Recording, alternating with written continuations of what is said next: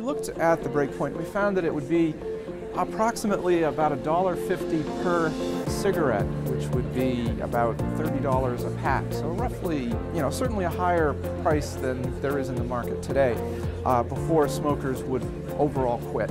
But we did see smokers starting to quit even, during the course of our study. Approximately 7% of the smokers quit. So in 1994, it was first proposed that nicotine should be reduced in cigarettes, and that was supported by the American Medical Association, the British Medical Association, the FDA in the States, and WHO.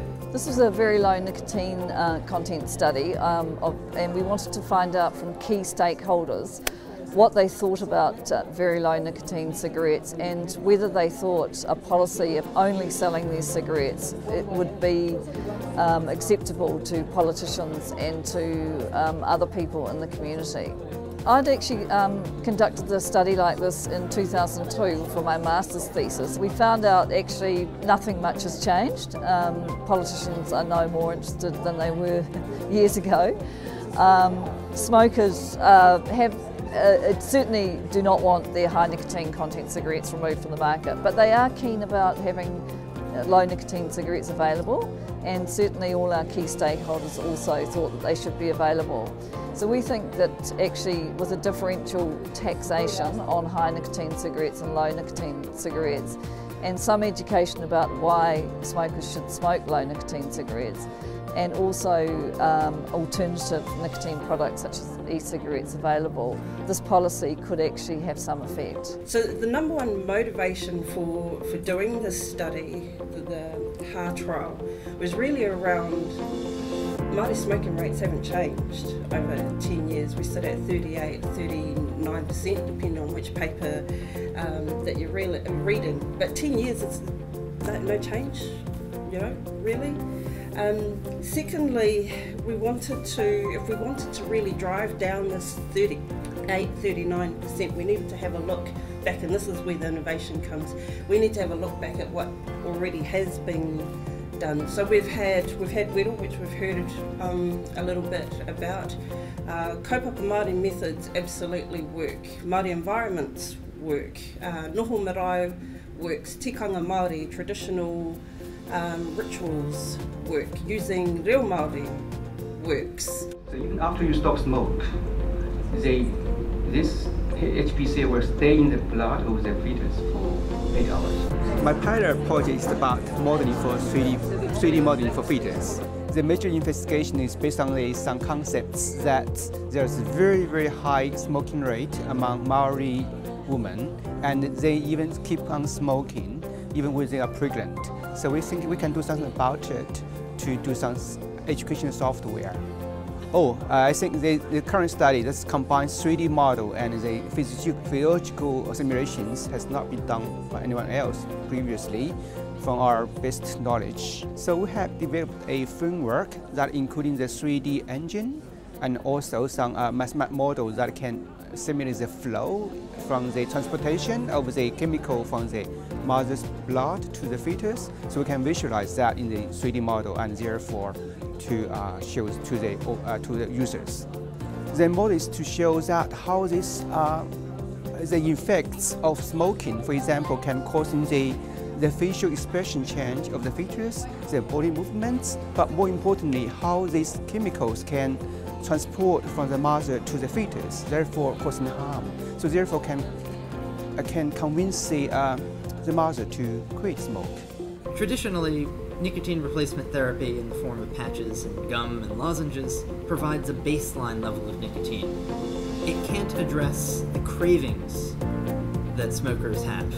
So the aim of our team's work is to establish the feasibility of a needle-free injectable nicotine replacement therapy. We use a needle-free jet injector, and this works by using a small ampule, much like a syringe, but with a very tiny orifice at the end instead of the attachment site for a needle. We bring the drug within this ampule to a very high pressure, and it shoots out the end of this orifice at several hundred meters per second, so almost the speed of a bullet.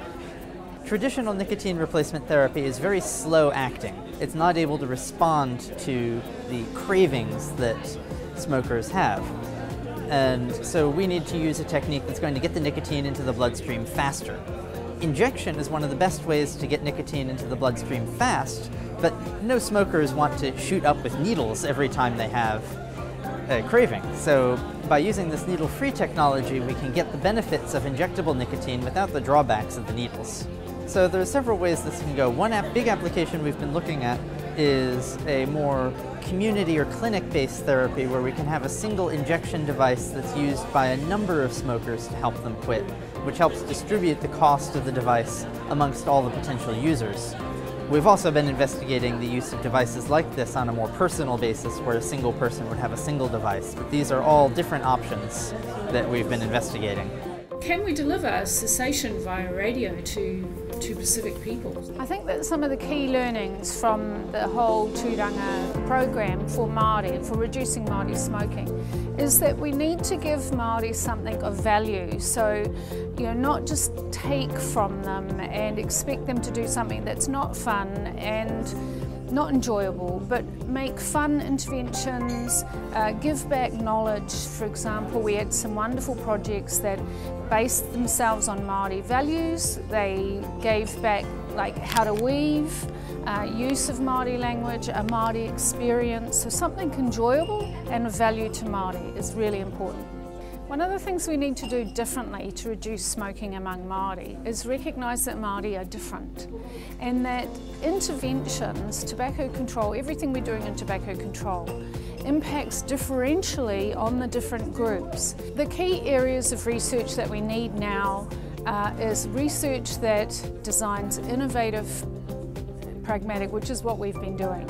But we definitely need to look at how we can improve access to electronic cigarettes. There are other new nicotine products that are harm reduced that are available in the rest of the world that we haven't even begun to look at here.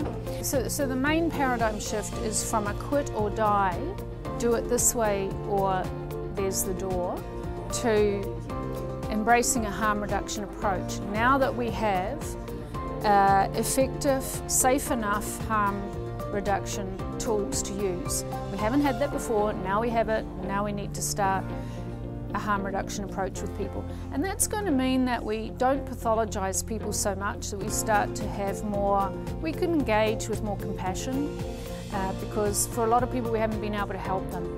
They couldn't quit the way we said they had to quit. So they were just basically left out in the cold. I think we can bring everybody back in. We need to have a lot more compassion towards them, and we can say we now have a wider range of things we can help, and we can offer you with. And actually, when it comes to e-cigarettes, the people who smoke are going off and finding theirs themselves. They just need reassurance and support. So that would be a huge paradigm shift if we could support people. Well, my observations and learnings from the Turanga research program have been that it's given us a huge opportunity to test out some novel ideas that I think normally would not be able to be funded, supported, and we've been able to engage with people from all sorts of different research backgrounds and disciplines and sectors to bring to bear their perspectives on what is a complex societal problem, and thereby identify some solutions that we've been able to test. One of the measures of success is the number of ideas that have taken life in real-world programs. For example, the Weroi project has been funded by the Ministry of Health, and that's helping communities all over New Zealand to quit smoking, group competition quit smoking activity. Some of the research has informed policy decisions around, for example, the waiver of the introduction of higher duty on tobacco, and that came out of some work done through the University of Otago, which was supported through the Turanga. One of the ideas that was tested very early on was around the idea of a quota management system like we have for fisheries. Could you use that kind of system to contain the amount of nicotine that's available, or tobacco that's available in New Zealand? And the research undertaken at Lincoln University suggested that was a bit of a blind alley which we shouldn't bother to pursue any further. And since that research was published, I think the tobacco control community said, well, end of story, let's not even bother to put our energy into that, let's look for other opportunities. So I think in all those ways and others, building research capability, and expanding the range of people involved in tobacco control, it's been a huge success. Is the goal of Smoke-Free 2025 of 5% or less achievable? It's a great question which I pretty much think about every day, and it's a hugely ambitious goal, but I think we have got the talent, if you like. We've got some great ideas, we've got people who are hugely committed to achieving this end. We need the support of every New Zealander, we need local governments, we need the national, whoever's in government, to be able to make the right calls on the policy environment, the incentives and support for people, the 625,000 people who still smoke, to quit smoking. I think it is doable, but it's becoming more of a challenge as each year ticks over. Well, the Turanga will come to an end in a few months. People will be wrapping up their projects and writing papers and publications and presenting those and doing all that sort of stuff that you do in a university context. But what we want to do is identify new sources of resourcing to take the good ideas that have emerged and take them further. Some of them might need a more robust research study to expand the numbers of people, just to test that they're robust with a wider or a different population group, or refine the models a little bit. But others are pretty much ready for prime time.